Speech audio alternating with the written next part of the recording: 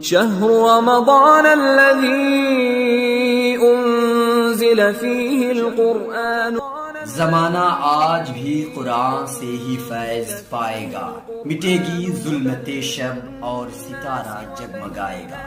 قرآن کریم کامیابی کی شاہ کلید ہے، یہ دائمی منشور اور دستور حیات ہے۔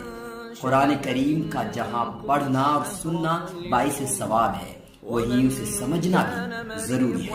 تو آئیے ناظرین سنتے ہیں اس ماہ رمضان تفسیر قرآن مولانا مفتی جسیم الدین قاسمی کے ساتھ۔ اعوذ باللہ من الشیطان الرجیم، بسم اللہ الرحمن الرحیم۔ ربما یود الذین کفروا لو کانوا مسلمین۔ اس سے پہلے 13ویں پارے کی تفسیر بیان ہوئی تھی، اب یہاں سے 14ویں پارے کی تفسیر کا خلاصہ پیش کیا جا رہا ہے۔ 14ویں پارے کی پہلی آیت کے اندر اللہ تبارک تعالیٰ نے فرمایا کہ ایک وقت آئے گا جب کفار یہ تمنا کریں گے کہ کاش وہ بھی مسلمان ہوتے، یعنی یوم محشر میں جب کفر کی سزا ہمیشہ ہمیش کے لیے جہنم قرار دے دی جائے گی تو اس وقت کہیں گے کہ کاش ہم اللہ پر ایمان لائے ہوتے۔ سورہ حجر کی آیت نمبر 3 میں یہ ارشاد ہے کہ اے پیغمبر انہی کی حالت پر چھوڑ دو کہ یہ خوب کھا لیں، مزے اڑا لیں اور خیالی امیدیں انہیں باندھے رکھیں، انہیں غفلت میں یہ چیزیں ڈالے رکھیں، کیونکہ عنقریب انہیں پتہ چل جائے گا۔ مطلب یہ ہے کہ صرف کھانے پینے اور دنیا میں مزہ اڑانے کو اپنی زندگی کا یہ لوگ مقصد بنا لیتے ہیں، اسی لیے لمبی لمبی خیالیں باندھتے رہتے ہیں۔ یہ کافروں کا کام ہے۔ مسلمان تو اللہ تعالیٰ کی دی ہوئی نعمتوں سے فائدہ ضرور اٹھاتا ہے، مگر اس دنیا کو اپنی زندگی کا مقصد کبھی نہیں بناتا۔ آگے آیت 6 کے اندر کفار و مشرکین کے قول کا ذکر ہے کہ نبی پاک صلی اللہ علیہ وسلم جب ایمان، کفر، قیامت وغیرہ کی باتیں کرتے تو یہ ملعون لوگ یہ کہتے کہ یہ محمد مجنون ہے۔ آگے اللہ تبارک و تعالیٰ نے فرمایا کہ انا نحن نزلنا الذکر وانا له لحافظون، کہ قرآن کریم کو ہم نے نازل کیا اور ہم نے اس کی حفاظت کی ذمہ داری لے لی ہے۔ دراصل قرآن کریم وہ واحد کتاب ہے کہ جسے اللہ تبارک و تعالیٰ نے بطور معجزہ ایسا بنایا ہے کہ ایک 7 سال کا بچہ بھی اس کلام مقدس کو مکمل طور پر حفظ کر لیتا ہے۔ دنیا کی کوئی ایسی کتاب نہیں ہے جسے حرف بحرف انسان یاد کر لیا ہو اتنی موٹی کتاب کو اور بغیر غلطی کے اسے سنا سکے۔ یہ تو صرف قرآن کریم کا معجزہ ہے، اور وہ اس لیے کہ اللہ تبارک و تعالیٰ نے خود اس کی حفاظت کی ذمہ داری لے لی ہے۔ آگے اللہ تبارک و تعالیٰ نے فرمایا کہ زمین انسان و جنات کے لیے یہ ذریعہ معاش ہے، اور آیت 20 میں ارشاد فرمایا کہ کوئی ضرورت کی چیز ایسی نہیں ہے جس کے لیے ہمارے پاس خزانے موجود نہ ہو، اور ہم اس کو ایک متعین مقدار میں اتارتے ہیں۔ اللہ تبارک و تعالیٰ جو بھی چیز دنیا میں پیدا کرتے ایک متعین مقدار میں۔ جانوروں کو اتنا زیادہ پیدا نہیں کیا کہ جگہ جگہ جانوری ہوں اور لوگ پریشان ہو جائیں۔ پانی اللہ نے اتنا زیادہ نہیں پیدا کر دیا کہ پوری دنیا ڈوب جائے۔ ہر چیز کو، چاہے وہ نعمت ہو یا نعمت نہ ہو، بری چیز ہو، ہر چیز کو ایک متعین مقدار کے اندر اللہ تبارک و تعالیٰ نے پیدا کیا۔ آگے اللہ تبارک و تعالیٰ نے جنوں کے متعلق فرمایا کہ جو جنوں کے سردار ہیں، جسے جان کہا جاتا ہے، جس طریقے سے انسانوں کے جد امجد کو حضرت آدم کہا جاتا ہے، اسی طریقے سے جناتوں کے جد امجد جان ہے۔ اللہ فرماتے ہیں کہ ہم نے اسے لو کی آگ سے پیدا کیا ہے۔ اس کے بعد آیت 44 میں اللہ تبارک و تعالیٰ نے جہنم کے 7 دروازے کا ذکر کیا ہے جن سے نافرمانوں کے الگ الگ گروہ داخل ہوں گے۔ آگے جنت کی ایک خاص صفت یہ بتلائی گئی کہ اس میں کسی کو تھکان محسوس نہیں ہوگی، اور جو ایک مرتبہ جنت میں داخل ہو جائے گا پھر اللہ تبارک و تعالیٰ کبھی بھی اس جنت سے اسے محروم نہیں کریں گے۔ اس کے بعد اللہ تبارک و تعالیٰ نے حضرت ابراہیم علیہ السلام کے مہمان نوازی کا ذکر کیا ہے، جس کا تذکرہ پیچھے بھی گزر چکا ہے۔ پھر وہ جو مہمان تھے جو دراصل فرشتے تھے، ان سے ابراہیم علیہ السلام نے پوچھا تھا کہ آگے کا کیا ارادہ ہے، تو انہوں نے کہا تھا کہ ہم قوم لوط کے پاس جانے والے ہیں۔ قوم لوط یہ بہت ہی بڑی برائی کے اندر مبتلا تھی، بدکاری، مردوں سے شہوت پوری کرنے کی برائی میں یہ لوگ مبتلا تھے کہ مرد سے شہوت کرنا کے ساتھ اپنی شہوت کی تکمیل کرنا چاہتے تھے۔ اللہ تبارک و تعالیٰ نے ان کی برائی کا بہت سخت عذاب دیا ہے۔ چنانچہ جب یہ فرشتے وہاں پہنچے اور حضرت لوط علیہ السلام سے ملے تو حضرت لوط علیہ السلام کو اندیشہ ہوا اور ان کو ڈر لگا کہ یہ لوگ اجنبی لوگ باہر سے آئے ہیں، کیا یہاں چونکہ یہ لوگ جب گئے تھے، یہ فرشتے تو خوبصورت نوجوان لڑکوں کی شکل میں گئے تھے، انہیں اندیشہ ہوا کہ کہیں یہاں اس بستی کے لوگ ان کے ساتھ برائی کا نہ ارادہ کریں۔ چنانچہ اس طرف اشارہ ہے کہ شہر کے لوگ چونکہ اجنبی کے ساتھ بدکاری کی کوشش کرتے تھے، اس لیے ان کو یہ اندیشہ ہوا تھا کہ وہ لوگ، چنانچہ ایسا ہی ہوا کہ جب ان لوگوں نے دیکھا تو بدکار قوم کے لوگ فرشتوں کی طرف خوشیاں مناتے ہوئے آئے۔ تو حضرت لوط علیہ السلام نے انہیں کہا کہ خدا کے واسطے مہمانوں کا اکرام کرو، انہیں رسوا مت کرو۔ اس پر ان لوگوں نے کہا کہ کیا آپ نے پوری دنیا کا ٹھیکہ لے رکھا ہے؟ پھر فرشتوں نے حضرت لوط علیہ السلام سے یہ کہا کہ رات میں آپ اپنے اہل خانہ کو لے کر یہاں سے نکل جائیں، انہیں آگے رکھیں، آپ پیچھے پیچھے چلیں۔ اس سے ہمیں ایک سبق یہ بھی ملتا ہے کہ جو قوم کا لیڈر ہوتا ہے اس کے لیے ضروری نہیں کہ ہمیشہ وہ آگے ہی چلے، بلکہ کبھی کبھی قوم کی نمائندگی پیچھے رہ کر بھی کرنی چاہیے، لائٹ میں نہ آ کر بھی کرنی چاہیے۔ اصل کام اخلاص کے ساتھ جو مقصد ہے اس کی تکمیل تک پہنچنے کے لیے اخلاص کے ساتھ ہمیشہ لیڈرشپ کو انجام دینی چاہیے۔ اسی طریقے سے آگے اللہ تبارک و تعالیٰ نے یہ فرمایا کہ ان لوگوں پہ عذاب اس طریقے سے آیا کہ پہلے پتھروں کی بارش ہوئی، اس کے بعد ان کی بستی کو الٹ دیا گیا۔ ان کی بستیاں اردن کے بحیرہ مردار ڈیڈ سی کے پاس واقع تھی۔ اس کے بعد ایکا و ہجر کے باشندے کا تذکرہ ہے۔ ایکا دراصل گھنے جنگل کو کہتے ہیں۔ حضرت شعیب علیہ السلام کی قوم یہاں آباد تھی، اسی لیے انہیں ایکا والوں سے تعبیر کیا گیا ہے۔ اس کے بعد ہجر کے باشندوں کے متعلق ہے کہ ہجر کے باشندوں نے بھی پیغمبروں کو جھٹلایا۔ ہجر قوم سمود کی ان بستیوں کا نام تھا جن کے پاس حضرت صالح علیہ السلام تشریف لائے تھے۔ ان کا تذکرہ بھی پیچھے گزر چکا ہے۔ پھر آیت 85 میں نبی سے یہ کہا گیا کہ خوبصورتی کے ساتھ درگزر سے کام لو، کوئی غلطی کرے، کوئی ستائے تو یہ ہے کہ جس نے جتنا آپ کو ستایا ہے اتنا بدلہ لے سکتے ہو، لیکن قرآن یہ کہتا ہے کہ اخلاق کا اعلیٰ معیار یہ ہے کہ اچھے طریقے سے انہیں معاف کر دو۔ آیت 87 میں ارشاد ہے اور ہم نے تمہیں 7 ایسی آیتیں دے رکھی ہے جو بار بار پڑھی جاتی ہے، اس سے مراد سورہ فاتحہ ہے۔ آیت 94 میں ارشاد ہے لہذا جس بات کا تمہیں حکم دیا جا رہا ہے اسے علی الاعلان سنا دو۔ دراصل شروع میں اللہ کے نبی صلی اللہ علیہ وسلم کو یہ حکم دیا گیا تھا کہ تبلیغ چھپ چھپ کر کریں، ایک دو آدمی کو مخاطب بنائیں، انفرادی طور پر دعوت دیں۔ لیکن اس آیت کے ذریعے اللہ تبارک و تعالی نے یہ کہا کہ فَاصْدَعْ بِمَا تُؤْمَرُ وَأَعْرِضْ عَنِ الْمُشْرِكِينَ، کہ اب علی الاعلان لوگوں کو دعوت دیجئے اور مشرکین سے اعراض کیجئے۔ اس کے بعد سورہ نحل شروع ہوتی ہے۔ یہ سورہ مکی ہے اور اس میں 128 آیتیں ہیں۔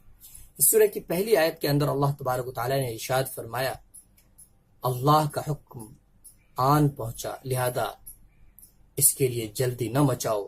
جو لوگ شرک میں مبتلا ہیں وہ یعنی اللہ اس سے پاک ہے اور بہت بالا و برتر ہے۔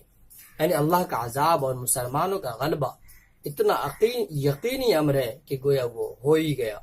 آیت 5 میں جانوروں کو بطور نعمت اللہ تبارک و تعالی نے شمار کرایا ہے اور فرمایا کہ چوپائے اسی نے یعنی اللہ ہی نے پیدا کیے جن میں تمہارے لیے سردی سے بچاؤ کا سامان ہے اور اس کے علاوہ بھی بہت سارے فائدے ہیں اور انہی میں سے تم کھاتے بھی ہو۔ اس کے اندر ایک جانوروں کا یہ فائدہ بتایا کہ سردیوں میں تمہارے لیے فائدے کا سامان ہے، چونکہ اس سے جیکٹ، جوتے، کمبل ان کے بالوں سے بھی بنتے ہیں، ان کے کھالوں سے بھی بہت ساری چیزیں بنتی ہے۔ تو اس کی طرف اللہ تبارک تعالیٰ نے ارشاد فرمایا۔ آیت 8 کے اندر اللہ فرماتے ہیں اور گھوڑے، خچر اور گدھے اسی نے پیدا کیے ہیں تاکہ ان پر سواری کرو اور زینت کا سامان یہ بنے، اور وہ بہت ساری ایسی چیزیں پیدا کرتا ہے جن کا تمہیں علم بھی نہیں۔ یعنی اللہ تعالیٰ کی پیدا کی ہوئی بہت سی سواریاں تو وہ ہیں جو جس وقت آیتیں نازل ہوئی اس وقت تھی، مثال کے طور پہ جانور تھے، اور ان کے علاوہ اللہ فرماتے ہیں کہ ایسی سواریاں بھی اللہ پیدا کرنے والے ہیں جن کا تمہیں علم نہیں۔ اس آیت کریمہ سے گویا یہ پتہ چل گیا کہ آج کل جو جدید سواریاں ہیں، بس ہے، ٹرین ہے، ہوائی جہاز ہے، پانی جہاز ہے، یہ ان تمام چیزوں کا تذکرہ اللہ تبارک تعالیٰ نے گویا بیان فرما دیا کہ ایسی چیزیں بھی اور ایسی سواریاں بھی اللہ پیدا کرنے والے ہیں جن کا تمہیں علم نہیں، اور بہت ساری چیزوں کا ہمیں اب بھی علم نہیں جو آنے والے زمانے میں جدید طریقے کی سواریاں ہوں گی۔ آگے اللہ تبارک و تعالیٰ نے سمندر اور پہاڑ کے متعلق فرمایا کہ یہ بے مقصد نہیں ہے۔ چنانچہ ارشاد ہوا، اور وہی ہے جس نے سمندر کو کام پر لگا دیا تاکہ تم اس سے تازہ گوشت کھاؤ جیسے مچھلیاں، اور اس پانی کو چیرتی ہوئی مچھلیاں چلتی ہیں تاکہ تم لوگ اللہ کا فضل تلاش کرو اور تاکہ تم شکر گزار بنو۔ آگے پہاڑوں کے متعلق اللہ تبارک تعالیٰ ارشاد فرماتے ہیں کہ اس زمین میں پہاڑوں کے لنگڑ اللہ نے ڈال دیے تاکہ وہ زمین کو ڈگمگانے سے روکے۔ جب زمین کو شروع میں سمندر پر بچھایا گیا تو وہ ڈگمگا رہی تھی، اللہ تبارک تعالیٰ نے پہاڑوں کے ذریعے سے اس کو جما دیا ہے۔ جدید سائنس کے مطابق اب بھی بڑے بڑے بر اعظم سمندر کے پانی پر تھوڑے تھوڑے سرکتے رہتے ہیں، لیکن یہ سرکنا اتنا معمولی ہوتا ہے کہ انسان کو اس کا احساس نہیں ہوتا۔ آیت 48 میں ارشاد ہے، کیا انہوں نے نہیں دیکھا کہ اللہ نے جو چیز بھی پیدا کی ہے اس کے سائے اللہ کو سجدہ کرتے ہیں اور بائیں جھکے رہتے ہیں اور وہ سب عاجزی کا اظہار کرتے ہیں۔ انسان کتنا بھی بڑا متکبر اور مغرور ہو، اس کے سائے سے ہمیشہ عاجزی ہی ٹپکتی ہے۔ اسی لیے جو لوگ یہاں تک کہ سورج کو پوجا کرتے ہیں وہ تو خود سورج کے سامنے جھکے ہوتے ہیں، اور ان کے سائے ان کی مخالفت میں یعنی ان کی مخالف سمت میں سجدہ ریز ہوتے ہیں۔ اس کے بعد سجدے کی آیت کا ذکر ہے، جہاں پر بھی سجدے کی آیت آئے اس کو انسان پڑھے تو اس پر سجدہ واجب ہے، لیکن پڑھنے سے سجدہ واجب ہوتا ہے یا سننے سے واجب ہوتا ہے؟ صرف اس کا ترجمہ پڑھنے سے یا اس کو دیکھنے سے سجدہ واجب نہیں ہوتا۔ آگے اللہ تبارک و تعالیٰ نے کفار کی اور مشرکین کی اس حالت کا نقشہ کھینچا ہے کہ جب ان کے گھر بیٹی پیدا ہوتی تھی تو ان کی کیا حالت ہوتی تھی، کہ جب ان کے گھر بیٹیاں پیدا ہوتی تھی تو مسود ان کے چہرے کالے پڑ جاتے تھے اور ایسا لگتا تھا کہ وہ گھٹ گھٹ کے مر جائے گا، اور وہ ذلت میں اپنے آپ کو دوسروں سے چھپاتا پھرتا تھا۔ اللہ تبارک و تعالیٰ نے اس آیت کے اندر یہ فرمایا کہ یہ لوگ جو لڑکیوں کو باعث شرم سمجھتے ہیں یہ بہت ہی بری رسم ہے۔ اللہ تبارک و تعالیٰ کو یہ قطعاً پسند نہیں۔ جس طریقے سے لڑکے اللہ کی نعمت ہیں اسی طریقے سے لڑکیاں بھی اللہ کی نعمت ہیں، اس میں فرق کرنا یہ سراسر اسلامی نقطہ نظر سے غلط ہے۔ اس وقت ہوتا تھا کہ جن کے گھر لڑکیاں پیدا ہوتی تھی تو وہ شرم کے مارے لوگوں سے چھپتا پھرتا تھا، اور بہت سے لوگ لڑکیوں کو زندہ دفن کر دیتے تھے۔ اسی شرم کی وجہ سے بہت سے لوگ دوسروں کو داماد بنانا اپنے آپ کے لیے باعث شرم سمجھتے تھے۔ اللہ کے رسول صلی اللہ علیہ وسلم نے اسی لیے فرمایا کہ جو شخص بھی 2 لڑکیوں کی پرورش کیا جس نے بھی، اور اس کو اچھی تعلیم اور تربیت دی، تو وہ دونوں قیامت میں ایسے رہیں گے میرے نزدیک، یعنی جتنا فاصلہ ان دونوں انگلیوں کے درمیان ہے تو اتنا ہی فاصلہ میرے اور ان کے درمیان ہوگا۔ رسول اللہ صلی اللہ علیہ وسلم کی تعلیم اور قرآن ہدایات کے بعد الحمدللہ 1450 سال پہلے یہ برائی عرب کے اندر رک گئی، لیکن افسوس کا مقام ہے کہ آج یہ برائی آج تک ہمارے ملک میں پنپ رہی ہے۔ ہمارے ملک کا جو نیا سروے ہے اس کے مطابق ہندوستان کے اندر ہر 1000 لڑکے کے مقابلے میں تقریباً 917 صرف لڑکیاں ہیں، اور کشمیر جو واحد مسلم اکثریت والا علاقہ ہے، واحد مسلم میجورٹی اسٹیٹ ہے، اس کے اندر تو اور بری حالت ہے کہ تقریباً 883 یا کچھ لڑکیاں 1000 لڑکوں کے مقابلے میں۔ کتنا فرق ہے! یہ برائی اسی لیے مٹ رہی ہے، اس لیے پنپ رہی ہے کہ ہمیں اللہ پر اعتماد نہیں، اور ہم نے اسلامی شریعت کو پیچھے چھوڑ رکھا ہے، ورنہ اللہ تبارک و تعالیٰ کے نزدیک بیٹے اور بیٹیاں دونوں اللہ کی نعمت ہیں، ان میں کوئی فرق نہیں ہے۔ اس کے بعد اللہ تبارک و تعالیٰ نے آیت 86 میں ارشاد فرمایا، بے شک تمہارے لیے مویشیوں میں بھی سوچنے کا بڑا سامان ہے، اس لیے کہ ان کے پیٹ میں گوبر اور خون کے درمیان سے اللہ تبارک و تعالیٰ کیسا صاف ستھرا دودھ تمہارے لیے نکالتا ہے۔ اس کے بعد اللہ تبارک و تعالیٰ نے شہد کی مکھیوں کے بارے میں فرمایا کہ وہ اللہ ہی تو ہے جس نے اس کو یہ عقل دی کہ کیسے وہ درختوں پر، پہاڑوں پر اور اس طرح سے انسان کے گھروں میں کیا خوبصورت اپنا گھر بناتا ہے۔ یہ عقل کس نے دی؟ اللہ ہی نے دی۔ آگے اللہ نے فرمایا کہ خالق و مخلوق کے درمیان جو لوگ فرق نہیں کرتے وہ گمراہی میں مبتلا ہے۔ عبادت تو صرف خالق کی ہے، مخلوق آخر ان کے کیسے برابر ہو سکتے ہیں؟ کہ جو کفار لوگ ہیں بتوں کے بارے میں بولتے ہیں کہ مخلوق ہے، لیکن اس کے باوجود اس کی عبادت کرتے ہیں، اس کا مطلب خالق و مخلوق کے درمیان وہ لوگ برابری کرنا چاہتے ہیں۔ اس کے بعد آیت 90 کے اندر ارشاد ہے، بے شک اللہ انصاف کا، احسان کا اور رشتہ داروں کے حقوق ادا کرنے کا تمہیں حکم دیتا ہے، اور بے حیائی، برائی اور ظلم سے تمہیں روکتا ہے۔ آیت 92 میں ایک مثال کے ذریعے سے قسم کو توڑنے اور جھوٹی قسم کھانے کو منع کیا گیا ہے۔ اسی طریقے سے آگے فرمایا گیا کہ تم اپنی قسم کو آپس میں فساد ڈالنے کا ذریعہ نہ بناؤ، اس کے نتیجے میں کسی کا پاؤں جمنے کے بعد پھسل جائے۔ یعنی تم بار بار قسم کھاؤ گے اور دوسروں کو تکلیف میں مبتلا کرو گے، دھوکہ دو گے، اس کی وجہ سے تو جو لوگ نیو مسلم ہوں گے، نئے مسلمان ہوں گے، وہ تو بہک جائیں گے، یہ مسلمان کیسے ہیں جو دھوکہ دیتے ہیں؟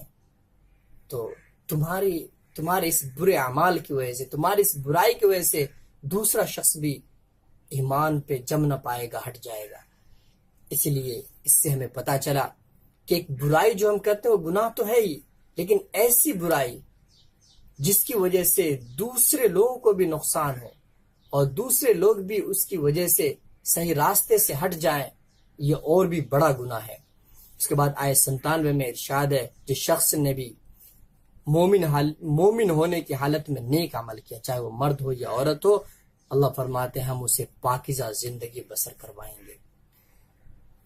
آگے اللہ تبارک و تعالیٰ نے فرمایا آیت 98 کے اندر کہ جب تم قرآن شروع کرو تو اس سے پہلے اعوذ باللہ من الشیطان الرجیم پڑھ لیا کرو۔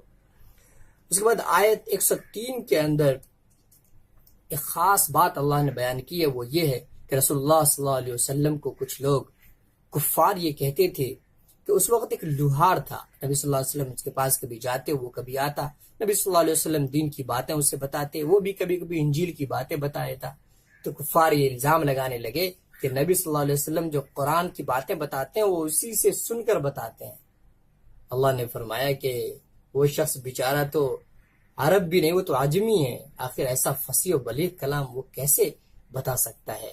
جو سب بے بنیاد باتیں ہیں، مشرکین ہر دھرمی کی وجہ سے ایسی باتیں کر رہے ہیں۔ اگر کفریہ کلمہ کے تعلق سے ہے کہ اگر کوئی شخص کسی کو مجبور کرے اور یہ کہے کہ اللہ کو گالی دو، کفریہ کلمہ کہو، رام کو معبود کہو، اس طرح کوئی زبردستی کوئی کرے کسی پر، تو اس نے اگر زبان سے ایسے الفاظ نکال دیے لیکن اس کا دل مطمئن ہے کہ اللہ ہی ہے، کہ اللہ ہی عبادت کے لائق ہے، تو پھر اس صورت میں اس پہ کوئی پکڑ نہیں ہوگی اور اس کو گناہ نہیں ہوگا، اس لیے کہ مجبوری میں اس نے زبان سے صرف یہ الفاظ نکالے ہیں، اس کا دل شریعت پر مطمئن ہے۔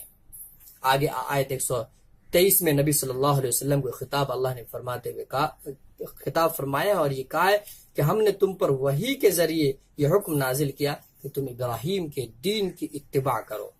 آیت 125 کے اندر اللہ تبارک و تعالیٰ نے تبلیغ اور اصلاح کا ایک بہترین اصول بتلا دیا ہے کہ ادعو الی سبیل ربک بالحکمت والموعظۃ الحسنہ، کہ اللہ کے دین کی طرف جب کسی کو دعوت دینا ہو تو حکمت کے ساتھ دعوت دو اور اچھی نصیحت کے ساتھ دو۔ حکمت یہ ہے جیسے جب شراب کی حرمت آئی تو ایک بار حرمت نہیں آئی، 3 مرتبہ میں حرمت آئی کہ پہلے اس کی برائی بیان کی گئی، پھر اس کے بارے میں کہا گیا کہ نماز نہیں پڑھ سکتے شراب پی کر، پھر اس کے بعد آخر میں منع کیا۔ ایک دم سے منع کر دیا جاتا تو شاید لوگوں کو بہت مشکل ہوتا، بہت سے لوگ نہیں مانتے، ممکن ہے جن کے دل میں ایمان پختہ نہیں ہوا تھا، ممکن تھا۔ اس طریقے یہ گویا اس کے اندر ایک سبق ہے ہمارے لیے کہ حکمت یہ ہے کہ جب کوئی شخص شرابی ہو، جواری ہو، اس کے اللہ کے بارے میں کچھ پتہ نہیں، تو آہستہ آہستہ اس پہ محنت کریں گے، اپنے اخلاق سے پہلے متاثر کریں گے، پھر موٹی موٹی دین کی باتیں بتائیں گے، پھر آہستہ آہستہ ان کو دین کی دعوت دیں گے اور مکمل دین کی دعوت دیں گے۔ اس طریقے سے موعظہ حسنہ، اچھی خوبصورت باتوں کے ذریعے مکمل احترام اور ریسپیکٹ کے ساتھ اس کو دعوت دیں گے۔ وجادلہم باللتی ہی احسن، اور ان سے اگر آرگیومنٹ کی نوبت آئے، حجت کی نوبت آ جائے تو اس وقت بھی اچھا طریقہ اپنائیں گے کہ وہ عجیب و غریب سوال پوچھ رہا ہے، کوشچن پہ کوشچن، کاؤنٹر کوشچن کر رہا ہے، تو ہم کیا کریں گے؟ ایک دم سے غصہ نہیں ہوں گے، بلکہ محبت کے ساتھ، اچھے انداز میں، دلیل کے ساتھ اس کو جواب دیں گے، اور اس پہ کوئی طنز نہیں کریں گے، پرسنل کمنٹ اس پر نہیں کریں گے۔ اس کا حکم دیا گیا۔ اس کے بعد آیت 126 میں ارشاد ہے، اور اگر تم لوگ کسی کے ظلم کا بدلہ لو تو اتنا ہی لو جتنی زیادتی تمہارے ساتھ کی گئی ہے، یعنی جتنا اس نے ظلم کیا، جتنا ستایا ہے، اتنا اس کو ستانے، یعنی اس کو اتنی سزا دلوانے کا حق ہے، لیکن اس سے زیادہ اگر اس پہ ظلم کیا گیا تو پھر یہ گناہ ہے اور اس زیادتی کی سزا بھی ملے گی۔ اللہ تبارک و تعالیٰ نے قرآن کریم کو سمجھنے اور اس پر عمل کرنے کی توفیق عطا فرمائے۔ حب سنت یا الہی، حب قرآن دے مجھے، نعمت دارائن عالی نور ایمان دے مجھے، کام میرا زندگی بھر خدمت قرآن ہو، فہم قرآن دے الہی نور عرفان دے مجھے۔ ناظرین، تفسیر قرآن کا یہ پروگرام آپ سن رہے تھے ملت ٹائمز کے یوٹیوب چینل پر۔ روزانہ تراویح میں پڑھے جانے والے قرآن کی مختصر تفسیر آپ سے بیان کر رہے ہیں مرکز المعارف ایجوکیشن ریسرچ سینٹر کے استاذ مولانا مفتی جسیم الدین قاسمی۔ آپ سے درخواست ہے کہ ہمارا یوٹیوب چینل سبسکرائب کریں اور دوسروں تک اس ویڈیو کا لنک شیئر کریں۔